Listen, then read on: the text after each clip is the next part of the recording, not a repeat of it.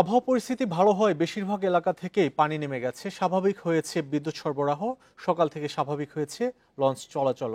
নিম্নচাপের প্রভাবে হাতিয়ার নিঝুম দ্বীপসহ যেসব এলাকায় গতকাল জোয়ারের পানিতে প্লাবিত হয়েছিল সেসব এলাকা থেকে পানি নামতে শুরু করেছে।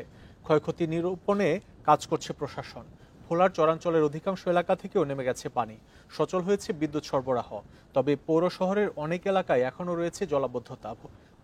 এদিকে তজুমুদ্দিনের সুইচ গেট সংস্কারের পর পানি নামলেও এর মধ্যে বিধ্বস্ত হয়েছে অসংখ্য ঘরবাড়ি। সার্বিক পরিস্থিতির উন্নতি হয়েছে ফেনী ও কুমিল্লাতেও। এদিকে বৃষ্টি ও পাহাড়ি ঢলে সুনামগঞ্জ, সুরমা, কুশিয়ারা, জাদুকাটা সহ নদ নদীর পানি বাড়তে থাকায় আতঙ্কে নদী তীরের মানুষ।